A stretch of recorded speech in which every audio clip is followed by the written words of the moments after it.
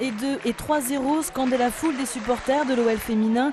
Dimanche, pour la 17e journée de championnat de première division, les Lyonnaises ont battu le PSG 3-0. Une frappe en lucarne de Louisa Nessib et puis 2 buts de Sonia Bonpastor.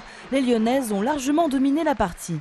On a fait le nécessaire. On s'est bien préparé pendant la semaine, même si c'était très dur par rapport à la Coupe et à la Ligue des Champions. Mais on a fait le nécessaire, on a marqué les 3 buts. Paris, c'est une bonne équipe et de les battre 3-0 chez nous, c'est un plus.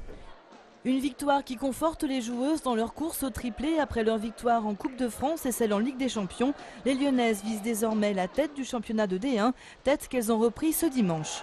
Quand on a commencé la saison, c'était ça. On s'est fixé les 3 objectifs. Là, on est presque et encore il nous reste 2 matchs pour finir cette belle saison. Il faut absolument les gagner. Mais là, on est bien motivé pour. Il faut rester concentré jusqu'à la fin. Je pense que physiquement, on est pressant. Et là, c'est 2 matchs qui c'est très important et dans nos têtes, on est bien. Peut-être bientôt une 3e coupe à brandir pour les championnes d'Europe, mais avant cela, il faudra gagner face à Vandenheim dimanche prochain et surtout face à Juvisy, relégué à 1 point derrière l'OL pour le dernier match du championnat le 2 juin.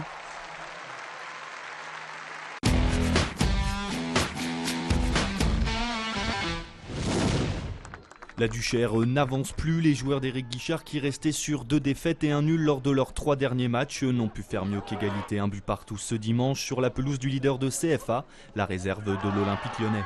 C'est 2 points qui peuvent compter et c'est 2 points de perdus aussi. Donc l'un dans l'autre, je vous dis, de la déception, puis quand même content d'avoir quand même fait match nul.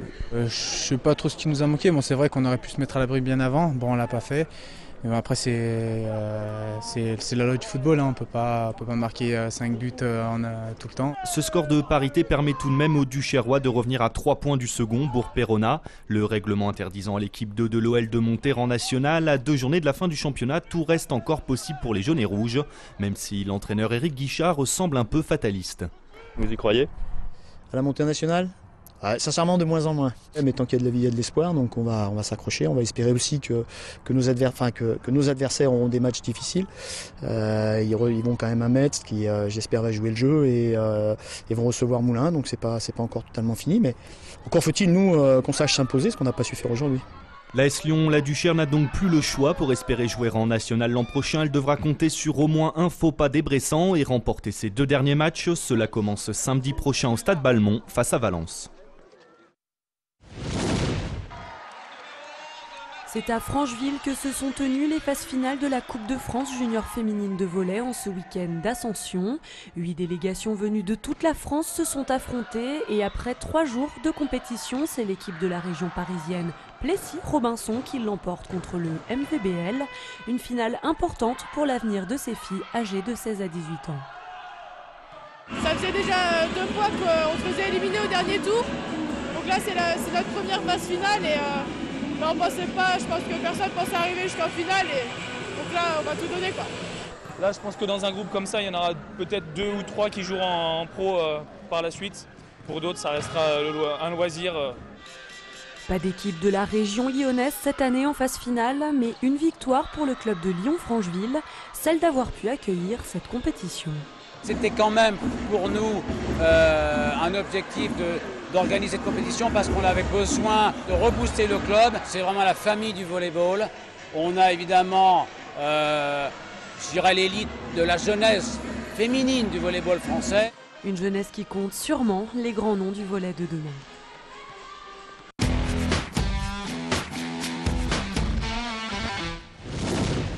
C'est sous le soleil ce dimanche qu'a été donné le départ de la 14e édition de la Transmondo.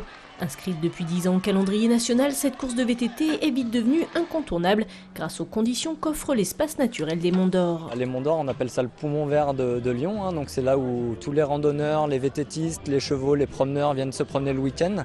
À seulement 10 minutes du centre-ville de Lyon, on a la chance d'avoir cet espace qui est magnifique. C'est sûr qu'à voir le paysage, on se dit que le lieu est idéal pour une balade à VTT, mais la Transmondo, c'est avant tout 40 km d'effort et près de 1500 mètres de dénivelé. Et si les parcours sont sans cesse renouvelés, celui de cette édition était encore plus corsé que les années précédentes. Et ce n'est pas Grégory Pascal, vainqueur en 2h21, qui dira le contraire. Le circuit était très glissant, très technique et les montées sont très physiques aussi. Et la distance, c'est sûr que ça fait 2h20 de course alors que les Coupes de France, on est habitué à faire 1h30 de course, donc ça rallonge un peu. Les participants de la Transmondo en ont donc bien bavé, mais pour la bonne cause. Tous les bénéfices de la course ont été reversés à l'association À chacun son Everest en faveur des enfants malades. Ce week-end à Saint-Priest avait lieu la 12e édition de la Coupe de France de Cécifoot, une compétition nationale qui regroupe 22 équipes dont tous les joueurs sont soit malvoyants ou non-voyants. On est obligé, avec tout ce brouhaha, de sélectionner, quand on est en mouvement, l'information la plus pertinente pour prendre la meilleure décision. Le principe est simple, 5 contre 5, seul le gardien est valide. Le ballon est équipé de grelots pour que les joueurs le repèrent. Ce sont les entraîneurs qui ont un rôle primordial. L'un au milieu du terrain, l'autre derrière le but adverse. Ils sont en communication permanente avec leurs joueurs. Ali, c'est pas récupéré, reste là, c'est pas récupéré, ne bouge pas. Nous, notre rôle premier, en tout cas, c'est de leur donner un maximum d'informations pour qu'ils aient toutes les billes en main et qu'ils puissent pratiquer en fonction de ce qu'on leur dit, quoi. Ça se fait pas du jour au lendemain, ça demande une vraie aisance, je dirais, déjà dans la vie du quotidien. C'est-à-dire qu'une personne avec un handicap visuel qui est déjà à l'aise dans sa vie de tous les jours, dans ses déplacements, etc., va avoir plus de facilité à s'adapter. C'est finalement Bordeaux qui remporte la coupe. Aucun club rhodanien n'a réussi à atteindre les phases finales. Qu'importe, l'enjeu du week-end était sans doute ailleurs. C'est aussi pouvoir montrer qu'en tant que personne avec un handicap, on peut aussi tout à fait prétendre à faire pas mal de choses, tout à fait comme tout le monde.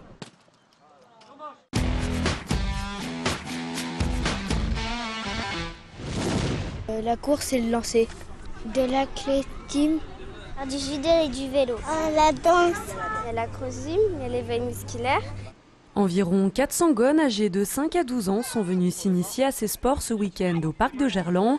Une journée gratuite pour découvrir quelques-unes des disciplines olympiques à 2 mois des JO de Londres. Un parcours d'initiation où chaque enfant apprend de nouvelles choses. À mettre les adversaires au sol et apprendre à parler chinois. Être bien en forme et manger bien équilibré. Faut savoir bouger, faut savoir manger. Faut pas prendre tout le temps des glaces.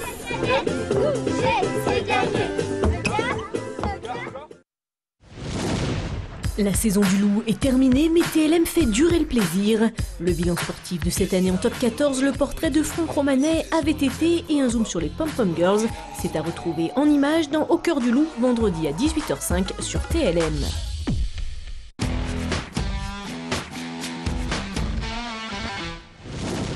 C'est la fin de cette émission. Notez l'adresse mail du Club des Sports. Vous avez maintenant la parole pour le temps additionnel.